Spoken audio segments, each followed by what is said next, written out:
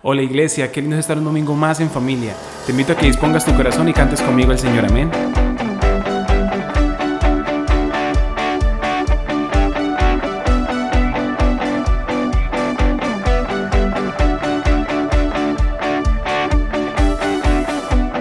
Cristo es el Señor, reina por siempre, solo a Él yo serviré.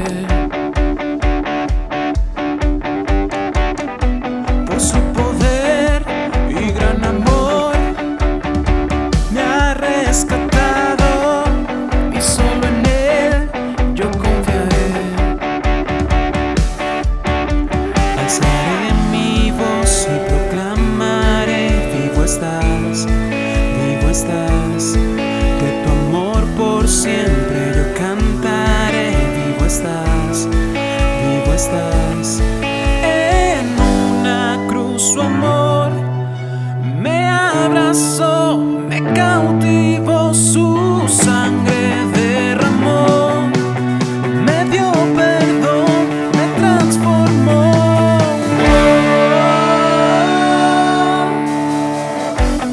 Al pasar por aflicción, tú me sostienes y por tu gracia libre soy.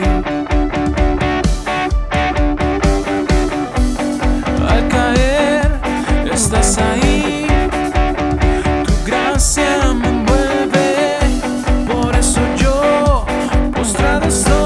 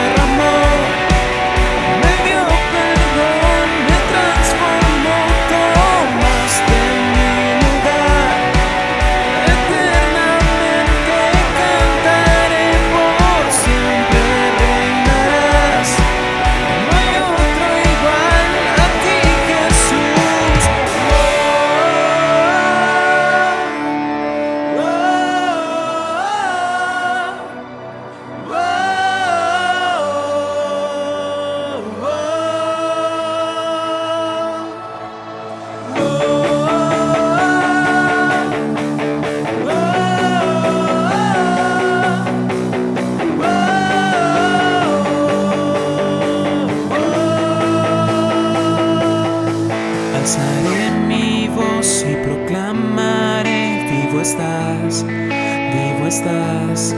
de tu amor por siempre yo cantaré. Vivo estás, alzaré mi voz y proclamaré: vivo estás, de tu amor por siempre yo cantaré. Vivo estás.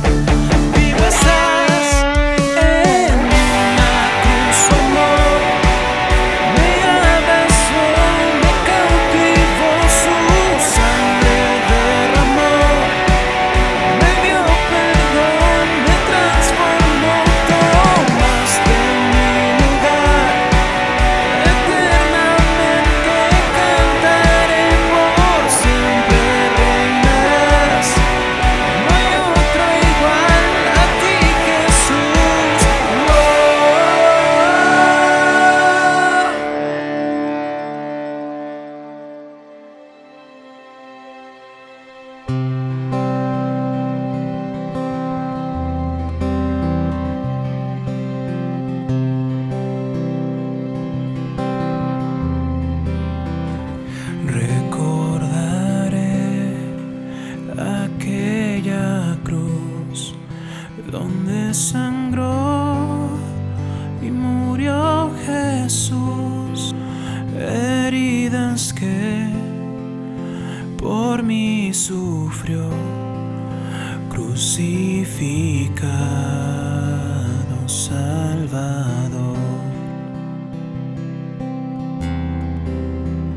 Su cuerpo envuelto en dolor, en el sepulcro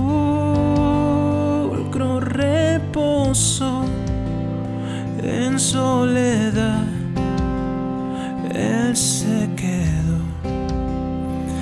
Jesús Mesías, el Señor.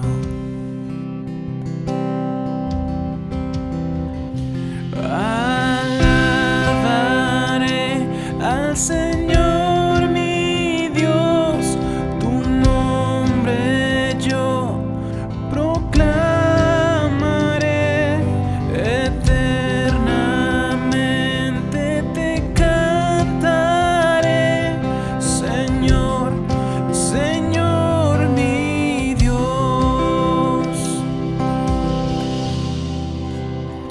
Pero al tercer amanecer, un gran estruendo se escuchó. ¿Dónde está muerte tu aguijón? Cristo Jesús resucitó.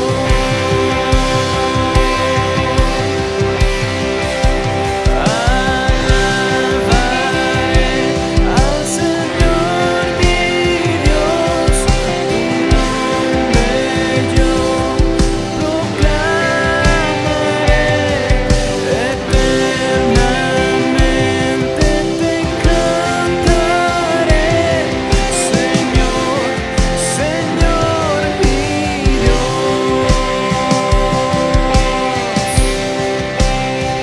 Muy pronto Él regresará, su rostro resplandecerá, en su presencia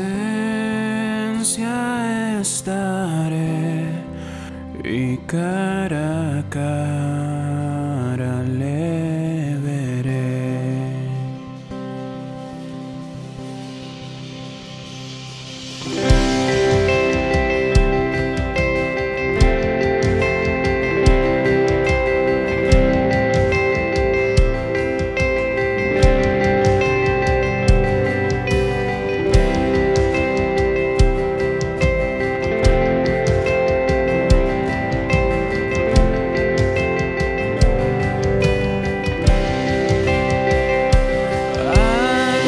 Alabaré al Señor mi Dios, tu nombre yo proclamaré, eternamente te cantaré, Señor, Señor mi Dios. Alabaré al Señor mi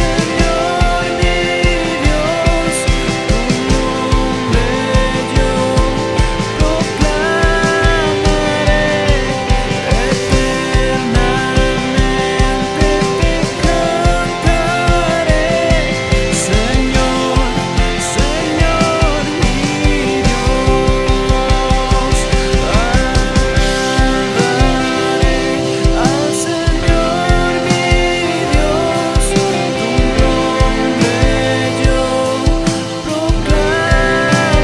proclamaré, eternamente te cantaré, Señor, Señor mi Dios. Señor, Señor mi Dios.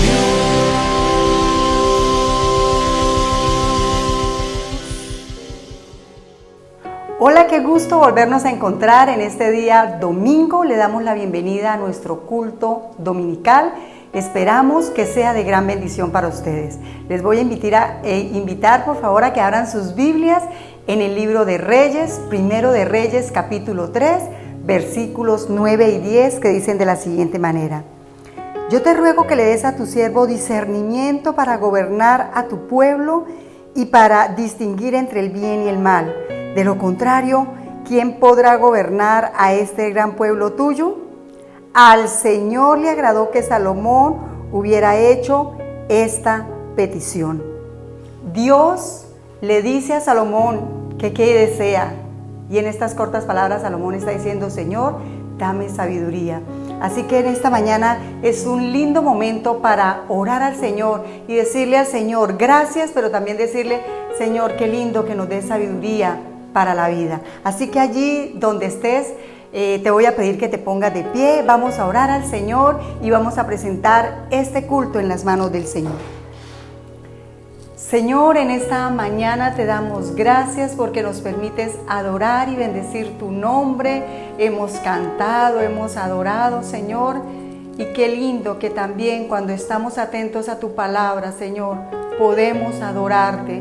Porque escuchar tu palabra y atender tu palabra es honrar y adorar al Señor. Y Dios, así como Salomón, nosotros también queremos decirte, danos sabiduría. Ayúdanos, Dios, a tener sabiduría para todas las cosas que hagamos, Señor, en cada una de nuestras vidas. Bendigo a cada persona que nos escucha, que dispone ese tiempo, Señor, para oír tu palabra. Y te pido, Señor, en este día, desde el lugar donde estemos, Señor, que tú hables a nuestro corazón. Gracias, Señor, en el nombre de Jesús. Amén y amén. Y vamos a iniciar una nueva serie llamada La Caída del Pueblo de Dios. Y hoy vamos a iniciar con nuestro tema número 1. Así que los dejo con nuestro pastor.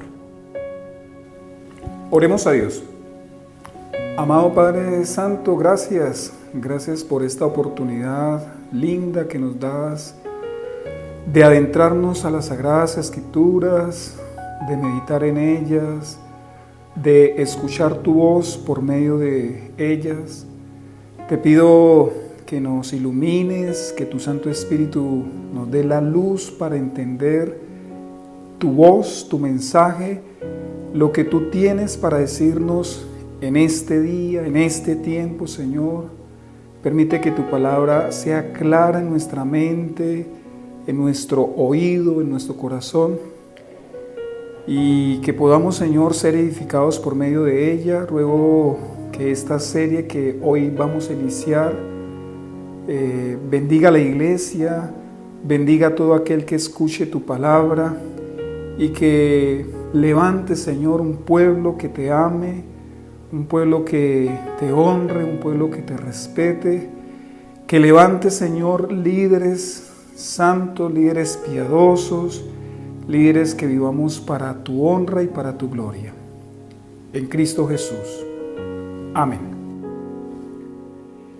El alemán Andreas Lubitz fue el copiloto que hizo estrellar el avión que comandaba y lo llevó contra los Alpes franceses, matando los 150 ocupantes de la aeronave. Esto en un descuido del piloto, que según la investigación salió al baño. Esto sucedió el 24 de marzo del 2015 en la ruta Barcelona-Düsseldorf. Bueno, todo esto se conoció porque las autoridades aeronáuticas tuvieron que investigar para poder esclarecer los hechos. Andreas Lubitz sufría de depresión severa y uno se pregunta, ¿cómo se llegó a conocer tanto sobre este trágico accidente? Bueno, es que cuando se cae un avión, cuando hay un accidente aéreo, las autoridades aeronáuticas y demás deben investigar exhaustiva y minuciosamente para determinar las causas, ya sean humanas o técnicas, que tuvieran lugar en ese accidente y poderlas corregir en el futuro para que no vuelvan a pasar. Con toda seguridad, desde el 2015, las aerolíneas son aún mucho más rigurosas, más estrictas en el test psicológico de sus pilotos, porque deben prever que los pilotos pues también pueden entrar en depresión y podrían ocasionar este tipo de tragedias. Hoy empezamos un estudio fascinante del libro de Reyes. Originalmente en el hebreo el libro de Reyes fue un solo libro, pero debido a lo extenso de su volumen, el libro fue dividido en dos. Pues bien, el libro de Reyes es como la investigación que se hizo para poder determinar la causa o las causas por las cuales se efectuó la caída del pueblo de Dios. Permítame ubicarlo rápidamente en el contexto del libro de Reyes. Este libro nos muestra por qué Israel se dividió en dos reinos: el norte, llamado Israel, y el sur, llamado Judá. También nos muestra este libro por qué Israel, el reino del norte, fue llevado cautivo en el 722 a.C. por los sirios, y el pueblo o el reino de Judá en el sur fue llevado cautivo en el 587 a.C. por los babilonios. En este libro se narra la historia de los reyes de Israel y de Judá, de los cuales se puede decir que 20 de los reyes que se nos muestran allí del reino del norte, o sea de Israel, hubo 0 pollitos de reyes buenos. Todos fueron malos, todos fueron perversos. Y de los 20 que se nos muestran del reino del sur, del reino de Israel, 8 podríamos decir que fueron buenos. Bueno, aunque no en su totalidad, no tan buenos, pero digamos que pasaron la evaluación. ¿Cómo el escritor o los escritores del libro de Reyes evaluaban a los reyes? Tenían 3 filtros. El primero, ellos preguntaban: ¿adoraron solo al Dios de Israel? Si habían adorado solamente, esa palabra es importante, solamente al Dios de Israel, entonces era catalogado como un rey bueno, o ya tenía puntos para ser un rey bueno. Lo segundo, libraron a Israel de la idolatría, es decir, se opusieron a la idolatría, hicieron reformas, hicieron leyes de tal manera, o hicieron cumplir la ley del Señor para que Israel no se fuera hacia la idolatría. Y el tercer filtro para evaluar a los reyes era el siguiente: fueron fieles al pacto, es decir, a la ley, a la alianza que Dios había hecho con Israel en el monte Sinaí. En este libro también se nos narra la función de los profetas. Algunos de ellos fueron fieles a Dios, pero otros se vendieron a la monarquía de turno. De esto se trata el libro de Reyes que hoy iniciamos, y la serie la he titulado así: La caída del pueblo de Dios. Allí se nos narra cómo fue la caída, qué causas llevaron a Israel a la caída.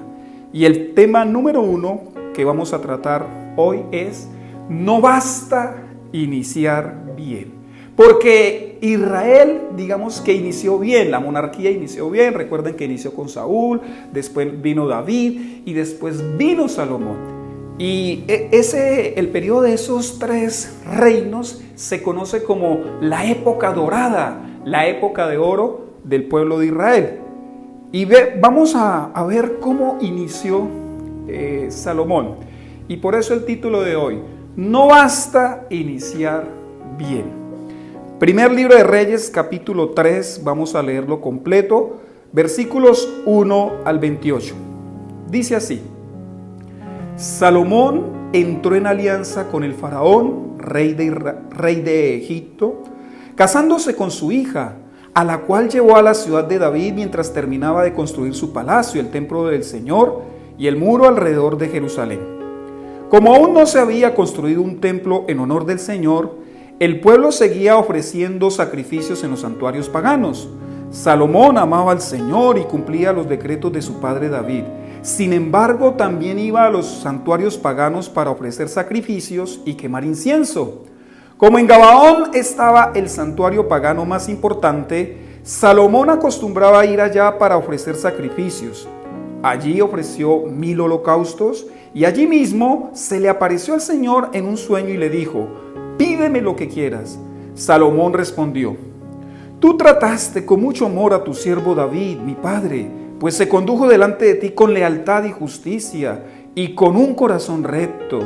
Y como hoy se puede ver, ha reafirmado tu gran amor al concederle que un hijo suyo lo suceda en el trono. Ahora, Señor mi Dios, me has hecho rey en lugar de mi padre David. No soy más que un muchacho y apenas sé cómo comportarme. Sin embargo, aquí me tienes, un siervo tuyo en medio del pueblo que has escogido, un pueblo tan numeroso que es imposible contarlo. Yo te ruego que le des a tu siervo discernimiento para gobernar a tu pueblo y para distinguir entre el bien y el mal. De lo contrario, ¿quién podrá gobernar a este gran pueblo tuyo? Al Señor le agradó que Salomón hubiera hecho esa petición. De modo que le dijo: como has pedido esto, y no larga vida ni riquezas para ti, ni has pedido la muerte de tus enemigos, sino discernimiento para administrar justicia, voy a concederte lo que has pedido. Te daré un corazón sabio y prudente, como nadie antes de ti lo ha tenido ni lo tendrá después. Además, aunque no me lo has pedido, te daré tantas riquezas y esplendor que en toda tu vida ningún rey podrá compararse contigo. Si andas por mis sendas y obedeces mis decretos y mandamientos, como lo hizo tu padre David, te daré una larga vida. Cuando Salomón despertó y se dio cuenta del sueño que había tenido, regresó a Jerusalén. Se presentó ante el arca del pacto del Señor y ofreció holocaustos y sacrificios de comunión. Luego ofreció un banquete para toda su corte. Tiempo después, 2 prostitutas fueron a presentarse ante el rey. Una de ellas le dijo: Su Majestad, esta mujer y yo vivimos en la misma casa. Mientras ella estaba allí conmigo, yo di a luz y a los 3 días también ella dio a luz. No había en la casa a nadie más que nosotras 2. Pues bien, una noche esta mujer se acostó encima de su hijo y el niño murió. Pero ella se levantó a medianoche mientras yo dormía y tomando a mi hijo lo acostó junto a ella y puso a su hijo muerto a mi lado. Cuando amaneció me levanté para amamantar a mi hijo y me di cuenta de que estaba muerto. Pero al clarear el día lo observé bien y pude ver que no era el hijo que yo había dado a luz. «No es cierto», exclamó la otra mujer. «El niño que está vivo es el mío y el muerto es el tuyo». «Mientes», insistió la primera. «El niño muerto es el tuyo y el que está vivo es el mío». Y se pusieron a discutir delante del rey. El rey deliberó. Una dice: «El niño que está vivo es el mío y el muerto es el tuyo». Y la otra dice: «No es cierto, el niño muerto es el tuyo y el que está vivo es el mío». Entonces ordenó: «Tráiganme una espada». Cuando se la trajeron, dijo: «Partan en 2 al niño que está vivo y denle una mitad a esta y la otra mitad a aquella». La verdadera madre, angustiada por su hijo, le dijo al rey: «Por favor, su majestad, dele usted a ella el niño que está vivo, pero no lo mate». En cambio la otra exclamó: «Ni para mí ni para ti, que lo partan». Entonces el rey ordenó: «No lo maten. Entréguenle a la primera el niño que está vivo, pues ella es la madre». Cuando todos los israelitas se enteraron de la sentencia que el rey había pronunciado, sintieron un gran respeto por él, pues vieron que tenía sabiduría de Dios para administrar justicia. Mis amados, en este capítulo, el escritor nos cuenta cómo inició Salomón su reinado, amando a Dios, pidiéndole sabiduría y gozando de respeto porque administraba con justicia. De eso se trata este capítulo 3. Y yo quiero que a usted le quede muy clara esta acción para su vida. Desde luego que también es para la mía. Escuche lo siguiente. Cuida tu principio, tu desarrollo y tu final. Los 3. Cuida tu principio, tu desarrollo y tu final. Lo digo porque a veces somos dados a cuidar solamente el principio, descuidando el resto del camino y descuidándonos al final del camino. Vemos aquí que Dios puede usar a cualquiera. Usó a Salomón y vamos a ver que Salomón no es como su padre David. No anduvo fielmente como su padre David. Dios puede usar a cualquiera, de hecho eso lo muestra todo el libro de Reyes. Y a manera de aforismo, para los que les gusta tomar nota, que Dios use a un hombre no es garantía de que apruebe su carácter. Se lo repito, que Dios use a un hombre no es garantía de que apruebe su carácter. Vamos a ver entonces virtudes a mantener, porque les recuerdo el título de esta predicación: no basta iniciar bien. Entonces, virtudes a mantener como creyentes en Cristo Jesús. Número 1, primera virtud, amor. Mire lo que dice el versículo 3. Léalo conmigo. Salomón amaba al Señor y cumplía los decretos de su padre David. Sin embargo, iba a los santuarios paganos para ofrecer sacrificios y quemar incienso. Mire este texto con atención. Allí se nos dice dos cualidades lindas, preciosas de Salomón. ¿Cuáles son? Mírelo. Dice, Salomón amaba al Señor. Pero no solo amaba, sino que también cumplía. ¡Qué belleza! No solo amaba a Dios, sino que cumplía sus mandamientos. Es impresionante lo que un solo versículo nos puede decir. Si preguntáramos por este versículo, ¿Salomón amaba al Señor? Pues no tenemos otra respuesta. Claro que lo amaba, ahí lo dice. Si preguntáramos, ¿Salomón cumplía los decretos de su padre David? Es decir, los mandamientos del Señor. Porque ¿cuáles eran los decretos o los mandamientos de su padre David? Pues los mandamientos del Señor. Por supuesto que lo hacía. El texto ahí lo dice. Entonces, ¿cuál es el problema en este versículo? No sé si usted logra ver el problema. Bueno, el gran problema que nos presenta esta introducción sobre el reinado de Salomón es su sincretismo religioso. Sincretismo religioso es el producto de la unión, escúchelo, es el producto de la unión de dos tradiciones religiosas diferentes que se asimilan mutuamente, dando como resultado el nacimiento de un nuevo culto con elementos y productos de ambos. O sea, Salomón lo que hizo fue tomar su fe en Dios y la fe o el culto cananeo y los unió, los fusionó. Eso fue lo que hizo Salomón.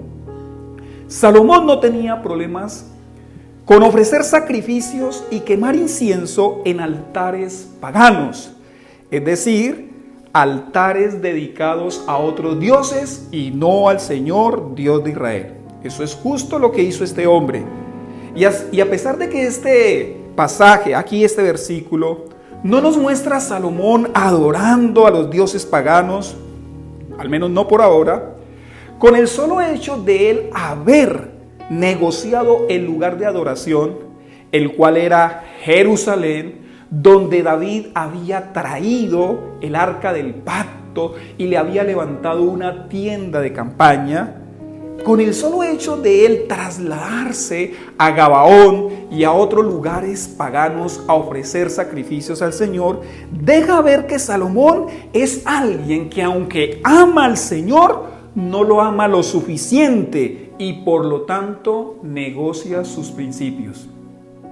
Mire que era una excusa. Ahí el texto dice, es que no se había construido el templo, y pareciera como que es la excusa perfecta para que Salomón efectúe sacrificios en los lugares y en los altares paganos. Pero vea lo que dice el versículo 15, que pone en evidencia el pecado de Salomón.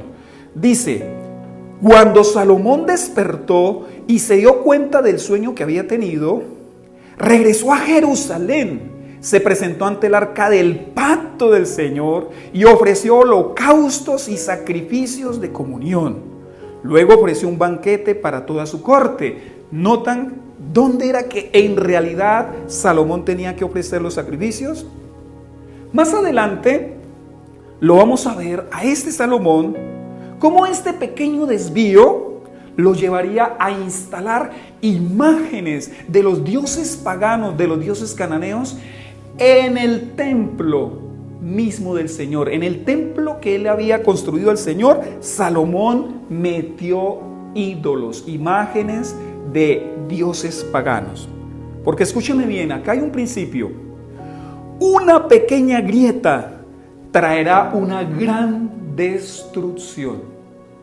Una pequeña grieta traerá una gran destrucción. Este pequeño defecto de carácter de Salomón lo llevó a la destrucción de él y a la destrucción de Israel. Si esto lo hizo el hijo de David, que vio a su padre, y él atestigua que vio a su padre caminar en rectitud, en lealtad para con Dios, ¿qué nos espera con el resto de descendencia? La otra manera en que Salomón demostró su amor al Señor fue con las ofrendas. El texto nos dice que Salomón ofreció, ¿cuántos holocaustos? No sé si usted lo recuerda. 1000 holocaustos. No fueron 10, no fueron 20, no fueron 100 ni 200, fueron 1000 holocaustos. ¿Se imaginan? Es decir, y escúchelo bien, Salomón no tenía problema con el dar, su problema era la idolatría. Se lo repito, Salomón no tenía problema con el dar, su problema era la idolatría. Para algunos cristianos es al revés, ¿sí? Su problema no es la idolatría, sino su problema es el dar, aunque ya con eso revelan que su ídolo es el dinero. Pero bueno, Salomón supo disimular muy bien su pequeña idolatría con sus abundantes holocaustos. Nos enseña este pasaje que Dios quiere nuestro corazón sin reservas y que nosotros debemos cuidarnos de la idolatría que hay alrededor y no dejarnos atraer hacia ella. Es tan fácil caer en la idolatría, mis amados, que de no ser cuidadosos, al igual que Salomón, nosotros, por un lado, podríamos estar amando a Dios, porque acá dice el texto que Salomón amaba al Señor, pero por otro lado, podríamos amar nuestros propios proyectos, podríamos tolerar nuestro orgullo, no prestarle atención a lo que nosotros llamamos pecados pequeños. No sé si notan la conexión. Salomón amaba al Señor, pero tenía defectos de carácter, problemas que en el inicio eran pequeños. Asegúrese, mi amado, de que en su vida haya amor al Señor sin ningún sin embargo, porque el texto dice, Salomón amaba al Señor, cumplía sus mandamientos, sin embargo, asegúrese de amar al Señor y que en su vida no haya sin embargo. Que no se diga de Ángelo, el pastor Ángelo amaba al Señor, sin embargo, el pastor Ángelo amaba al Señor, pero asegurémonos de que eso no esté en nuestra vida. ¿Saben qué haría ese sin embargo? Anularía nuestro amor por el Señor. Lo anularía totalmente. Y por favor, sea generoso con la obra de Dios, pero jamás intente disimular su idolatría o cualquier otro pecado por medio del dar. Lo digo porque hay gente que se esconde en eso, en que dan para la obra de Dios y piensan que porque dan para la obra de Dios, entonces Dios como que va a tapar el pecado. No, no será así. Escúcheme lo siguiente. Antes que nuestras ofrendas, el Señor quiere nuestro corazón. No lo olvide. Antes que nuestras ofrendas, el Señor quiere nuestro corazón y lo quiere todo. Por eso el gran mandamiento dice, ama al Señor con todo tu corazón. Vemos entonces la primer virtud a mantener, porque recuerde que no solamente hay que iniciar bien, no basta con iniciar bien. Entonces, la primera actitud o virtud a mantener es amor. Amor genuino por Dios, amor completo por Dios. Vamos a ver la segunda virtud a mantener. Humildad. La segunda, humildad. Voy a leer primer libro de Reyes, capítulo 3, verso 9. Dice así: yo te ruego que le des a tu siervo discernimiento para gobernar a tu pueblo y para distinguir entre el bien y el mal. De lo contrario, ¿quién podrá gobernar a este gran pueblo tuyo?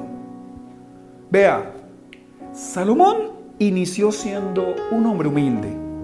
Él reconocía sus limitaciones, su inexperiencia, reconocía su incapacidad. Eso es ser humilde. Pregunto, ¿usted es humilde? Miren cómo se evidenció la humildad de Salomón. Voy a leerles versículos 7 y 8. Dice así: ahora, Señor mi Dios, me ha hecho rey en lugar de mi padre David. No soy más que un muchacho y apenas sé cómo comportarme. Sin embargo, aquí me tienes, un siervo tuyo en medio del pueblo que has escogido, un pueblo tan numeroso que es imposible contarlo. Miren lo que Salomón sabía y reconocía de sí mismo, y eso es humildad. Miren, él dijo, no soy más que un muchacho. Él dijo, apenas sé comportarme, Señor. También dijo, yo soy un simple siervo, yo soy un siervo tuyo. Dijo, tu pueblo es imposible de contarlo, Señor, es que tu pueblo es grande. Me siento insuficiente, me siento incapaz. También dijo, ese es tu pueblo, no es mi pueblo, es tu pueblo. Frases, actitudes de un corazón humilde. Es decir, hasta ese momento a Salomón no se le había subido el poder a la cabeza. Aunque ya era el rey, él sabía quién era en realidad el rey. Claro que era el Señor. Y fue esa humildad la que lo llevó a pedir a Dios sabiduría para reinar a Israel. Vea, note que Salomón no oró así. Vea, Salomón no oró así. Bueno, Dios, qué bueno que me hayas puesto por rey de Israel en lugar de mi padre David. Conmigo en el trono no tendrás nada de qué preocuparte. Tú tranquilo, que de administrar gente yo me encargo. No, Salomón no ora así. Por la oración que él hizo, nosotros sabemos que en su corazón había humildad. El solo hecho de saber que sobre él pesaba la administración del pueblo de Dios, le llevaba a él a tener y a sentir muchísimo temor, muchísima responsabilidad. Eso se llama humildad. Y escuchen, por favor, el siguiente principio. Las personas sobradas quedan descalificadas. Las personas humildes quedarán firmes. Se lo repito. Las personas sobradas quedan descalificadas. Las personas humildes quedarán firmes.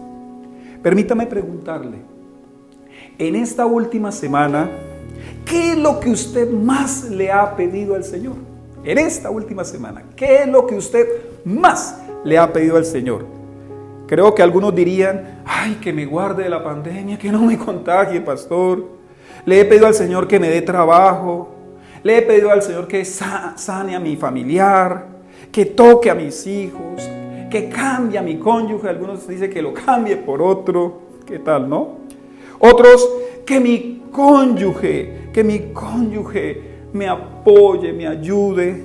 Otros, que me suban el sueldo. Pastor, es que gano tan poquito. Otros, que me den la visa porque yo me quiero ir de este país tan terrible. Otros, que encuentre con quién casarme, pastor. He estado orando por eso, le he estado pidiendo la última semana al Señor eso. Bueno, en fin, respuestas hay muchas. Ahora le pregunto, ¿hace cuánto no pide sabiduría? ¿Hace cuánto? Se lo digo porque el texto dice que al Señor le agradó que Salomón hubiese hecho esa petición y se lo concedió. Esa es una petición que el Señor contestará con un sí. Lo prometió en su palabra. ¿No le parece a usted maravilloso eso? El gran problema es este. En nuestros días, la sabiduría no es tan apetecida. No, la gente tiene otras cosas para pedir. En nuestros días, la sabiduría no es tan apetecida. Ni siquiera en los círculos cristianos, imagínense, en el mundo. Y justamente es lo que más necesitamos. ¿Qué es lo que más necesitamos para vivir? Necesitamos para vivir sabiduría, pero la sabiduría solamente la piden los humildes. Quisiera preguntarle, ¿a usted no le aterra ser padre en esta época? ¿No le aterra? ¿No le genera carga? ¿A usted no le asusta tener que ser esposo en este tiempo? Algunos dicen, uy, sí, es que mi esposa es muy brava. No, no me refiero a eso. ¿No le parece que es un gran peso liderar a una esposa, liderar a unos hijos? ¿A usted no le preocupa o no le genera cierta tensión ser esposa? ¿Cómo ser esposa? ¿A usted le resulta muy fácil ser cristiano en estos días? ¿No le inquietan las decisiones que tiene que tomar? ¿No le preocupa la sociedad en la cual estamos viviendo?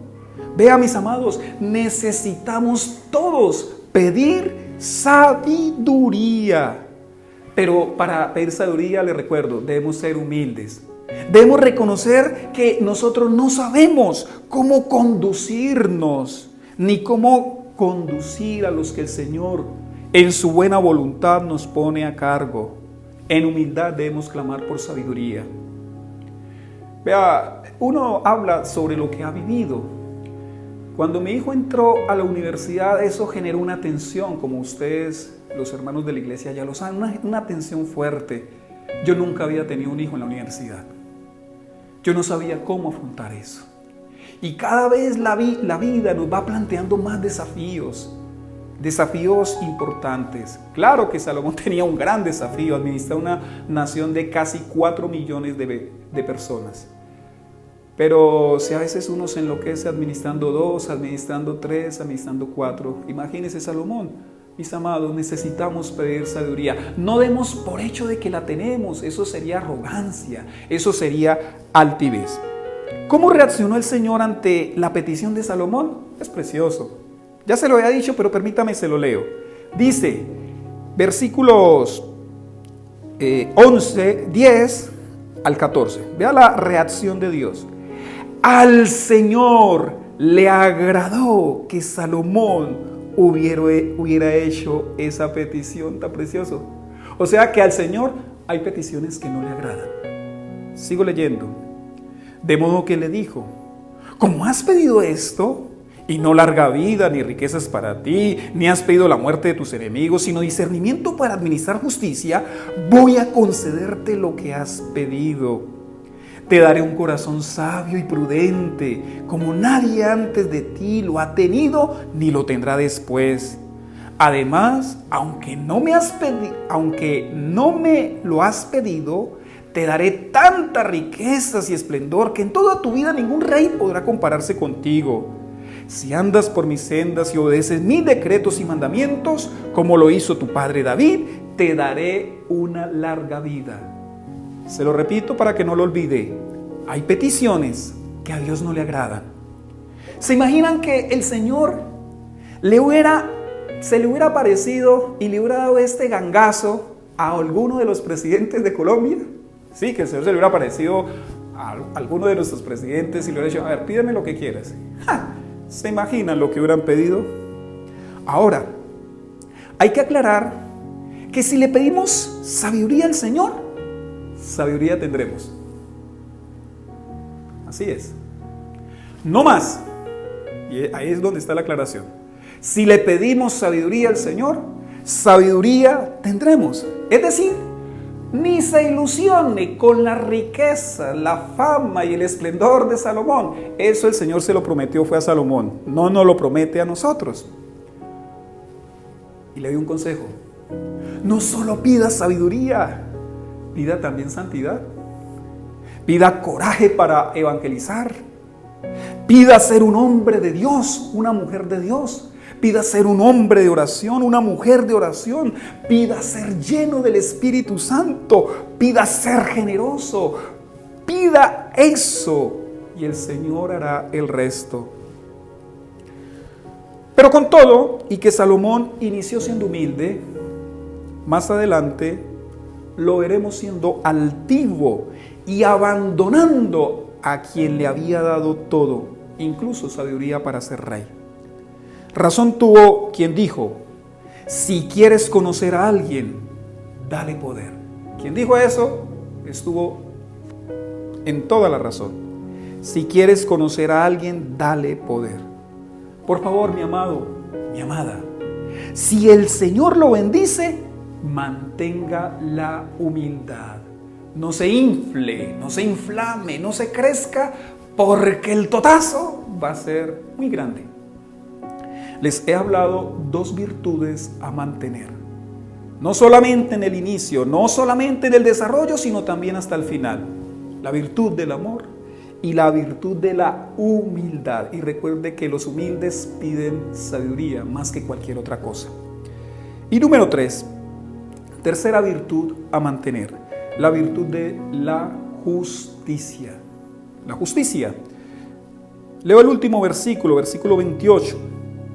Cuando todos los israelitas se enteraron de la sentencia que el rey había pronunciado, sintieron un gran respeto por él, pues vieron que tenía sabiduría de Dios para administrar justicia.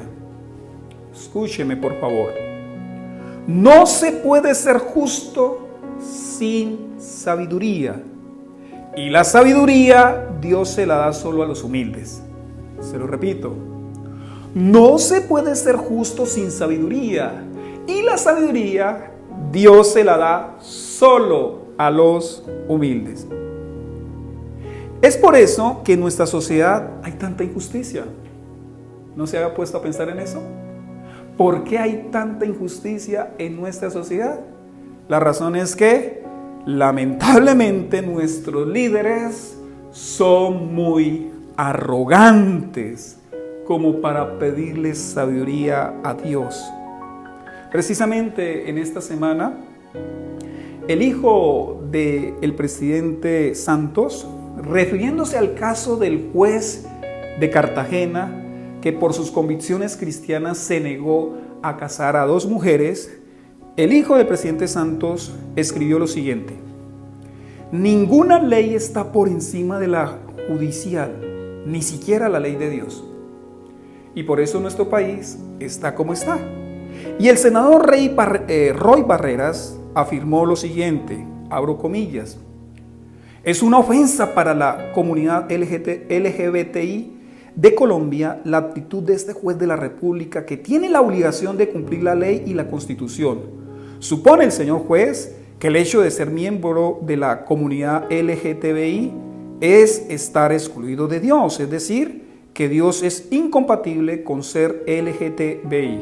Por lo tanto, en lugar de ser juez, es inquisidor y los considera pecadores. Vea, cosas como estas suceden cuando los líderes no son humildes y no piden sabiduría al Señor para administrar justicia. Debemos estar orando por el juez de Cartagena. Volvamos con Salomón. Definitivamente el caso que tuvo ahí por delante, el caso que resolvió Salomón, es una clara respuesta de que Dios le respondió su petición. Dios le dio discernimiento, inteligencia, sabiduría para administrar justicia. Si usted hubiese sido el rey y le hubiera tocado que resolver ese hecho, ¿usted qué hubiera hecho? No era fácil, pero ahí estaba la sabiduría de Dios. Tristemente, más adelante veremos cómo Salomón cargó injustamente con impuestos a su propio pueblo y con ello sembró la rebeldía que ocasionaría la división cuando su hijo Roboam llegó al trono. Así que lo importante no es ser justo solo una vez, sino mantenerme en la justicia. A veces nos damos contentillo nosotros: ay, yo fui justo, ay, yo pago lo justo. Recuerde, no es solo iniciar bien, hay que mantenerme bien y hay que terminar bien. Se lo repito, lo importante no es ser justo solo una vez, sino mantenerme en la justicia. Ahora, nosotros no somos llamados a administrar justicia, pues no somos ni reyes, ni jueces, ni fiscales, ni ninguna otra autoridad civil. Si usted es una autoridad civil, desde luego que es llamado a administrar justicia. Pero si nosotros no somos autoridades civiles, escúcheme bien, sí somos llamados a vivir en justicia, a vivir una vida que agrade a Dios y a tratar a nuestro prójimo con justicia. El Señor nos ordena eso para que dejemos su nombre en alto. Escúcheme bien, un cristiano injusto es una vergüenza en el reino de Dios. Cuando la gente ve injusticia por parte de los hijos de Dios, entonces la gente se pregunta sobre nuestro cristianismo, sobre nuestra fe. Quisiera preguntar, ¿es justo con sus empleados? ¿Usted paga lo que es legal o lo que es justo? ¿Es justo con sus padres? ¿Usted honra a sus padres, los obedece, los tiene en alta estima, habla bien de ellos? ¿Es justo con sus hijos? ¿Los ama y los castiga en perfecto equilibrio, como lo enseña la palabra de Dios? ¿Usted es justo con su cónyuge o le hace demandas innecesarias y le pone cargas innecesarias a su cónyuge? ¿Es justo usted con el gobierno? Es decir, ¿paga usted sus impuestos y no se la pasa hablando mal de su gobierno? Mis amados, todos nosotros somos llamados a vivir en justicia para dejar en alto el nombre de nuestro Dios. Ahora, no quiero que esta enseñanza se nos vuelva una enseñanza moralista. Hay que vivir en amor, hay que ser humildes y hay que administrar justicia. Bueno, sí, debemos hacerlo. Pero lo cierto de usted y de mí es que no tenemos amor hacia Dios, al menos no el amor que demanda el gran mandamiento. Lo cierto de usted y de mí es que no somos humildes. Lo cierto de usted y de mí es que a veces nos comportamos con arrogancia, con altivez. Lo cierto de usted y de mí es que a veces somos injustos. No llenamos el estándar de la justicia de Dios. ¿Cuál es nuestra esperanza? Entonces, bueno, si Dios decidiera tratarnos a nosotros según nuestra realidad, según nuestras obras, entonces Dios tendría que descargar su ira. Por lo tanto, nuestra única esperanza es Cristo y solo Cristo. Porque Cristo sí amó a Dios sin ningún pero. Lo amó con todo su ser. La palabra dice que en Él se cumplió la profecía: oh Dios, he venido a hacer tu voluntad, tu ley llevo en medio de mi corazón. Jesús sí amó profundamente a Dios, al Padre. Jesús, por supuesto, que fue humilde. Dígame si no fue humilde el Señor. Se quitó su ropaje real y habitó entre nosotros, y entre nosotros fue el más humilde y el más sencillo de todos los hombres. Él sí es humilde y Él sí que administró justicia, la justicia de Dios, a tal punto que tomó nuestro lugar, se hizo pecador sin serlo, y recibió la ira de Dios para justicia nuestra. Por lo tanto, nuestra única esperanza es Jesús. Mis amados, más adelante, cuando ya no estemos y Cristo no ha venido, se nos va a evaluar. Se nos va a evaluar como la evaluación que se le hizo a Israel. ¿Qué se dirá de nosotros? Fuimos hombres que nos aferramos a Cristo y aprendimos de Él el amor a Dios, y aprendimos de Él la humildad, y aprendimos de Él a vivir en justicia. Oro al Señor que así sea. Pero quiero cerrar con esto. Si has caído, ánimo, Cristo te quiere levantar. Oremos. Amado Señor, muchas gracias. Muchas gracias porque tu palabra es fiel y es poderosa, es eficaz, es verdadera, Señor. Tu palabra hace convertir al pecador. Tu palabra es espejo que nos muestra lo que somos. Te pido, Señor, que ministres nuestra vida con esta palabra, que sigas hablando por medio de ella, que sigas retumbando en nuestra mente, en nuestro corazón, con esta palabra. Ayúdanos a entender que no basta iniciar bien. Ayúdanos a mantenernos en la fe, ayúdanos a perseverar, ayúdanos a estar vigilando nuestra vida. Y cuando veamos, Señor, esas grietas, permite que nos revistamos con la justicia, con el amor y con la humildad de Cristo. Que Cristo sea nuestro deleite, que Cristo sea esa esperanza nuestra, Señor. Te pido que bendigas a tu iglesia y a todo aquel que haya escuchado esta palabra. En el nombre de Cristo. Amén y amén. Dios los bendiga a todos. Bueno, y para terminar este culto, ¿qué tal si le damos nuevamente gracias al Señor y le pedimos que nos ayude a cultivar estas 3 virtudes: el amor, la humildad y la justicia? Amén. Señor, te damos gracias por haber recibido la palabra y queremos pedirte de manera muy sencilla y corta que también nosotros podamos cultivar en nuestras vidas el amor hacia ti, Señor. La humildad no solamente para contigo, sino también delante de los hombres. Y la justicia, Señor, que podamos ser personas que vivamos de acuerdo a lo que tú quieres que hagamos, que seamos justas en toda nuestra manera de vivir. Gracias por habernos regalado este culto, por habernos permitido no solamente cantar, sino también orar y escuchar tu palabra. Bendigo la iglesia, Señor, en esta semana, la presento delante de ti y rogamos, Señor, que tu bendición esté con nosotros y que, como decíamos al principio, también nos des esa sabiduría para poder llevar nuestra vida de una manera que sea grata delante de ti. Mil y mil gracias, Señor, en el nombre de Jesús. Amén y amén.